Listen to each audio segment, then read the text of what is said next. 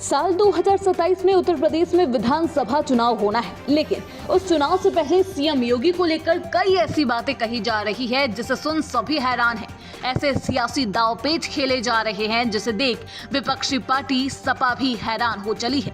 जी हां, एक बार फिर से हालात वही होते जा रहे हैं जो साल 2022 में यूपी में विधानसभा चुनाव से पहले नजर आ रहे थे। कुछ ऐसे ही सियासी बादल फिर से यूपी सरकार को घेरने लगे हैं। एक पत्र ने सियासी अटकलों को पंख दे दी है।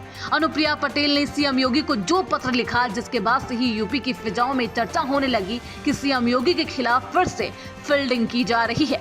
आरक्षण को लेकर पूरे देश में बवाल मचा हुआ है। इस आरक्षण के बवाल में आग लगाई है अपना दल, सोनेलाल और केंद्रीय राज्य मंत्री अनुप्रिया पटेल ने। अनुप्रिया पटेल ने हाल ही में सरकार के नाम एक चिट्ठी लिखी। उन्होंने मोदी सरकार को तो धन्यवाद कहा, लेकिन यूपी की योगी सरकार पर सवाल खड़े कर दिए। अपने पत्र में अनुप्रिया पटेल ने सवाल उठाए। उन्होंने पत्र में आरोप लगाए कि एसटी, एससी और ओबीसी नियुक्तियों में साक्षात्कार के जरिए होने वाली भर्तियों में गड़बड़ी की जा रही है। उनका आरोप था कि आरक्षित सीटों पर एससी, एसटी और ओबीसी की भर्तियां नहीं हो रही। उन्हें नॉट फाउंड सुटेबल लिखकर रिजेक्ट किया जा रहा है और नौकरी नहीं दी जा रही।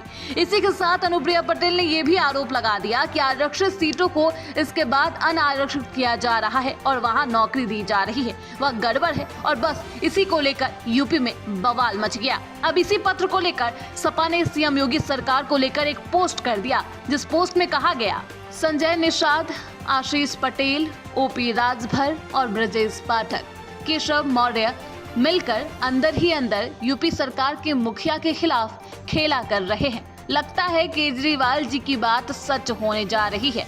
बाबा जी की कुर्सी से विदाई का नंबर आ गया है। बाबा ने इन उपरोक्त नेताओं को खूब खाने कमाने और दलाली की छूट दी।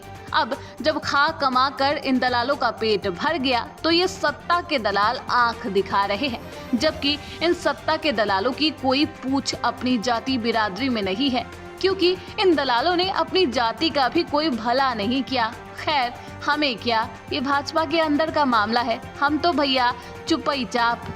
समाजवादी पार्टी ने चुटकी तो ले ली, लेकिन संजय निषाद ने साफ साफ कह दिया कि अनुप्रिया पटेल ने किस परिस्थिति में यह पत्र लिखा, यह तो वही बता सकती है। लेकिन इस आरक्षण के उलझन में कांग्रेस खत्म हो गई। इस आरक्षण के जद में बसपा भी चली गई और सपा भी चली गई। उन्होंने बीजेपी को कम वोट मिलने पर यह भी कहा कि आरक्षण के मुद्दे पर ही भाजपा को यूपी में नुकसान हुआ।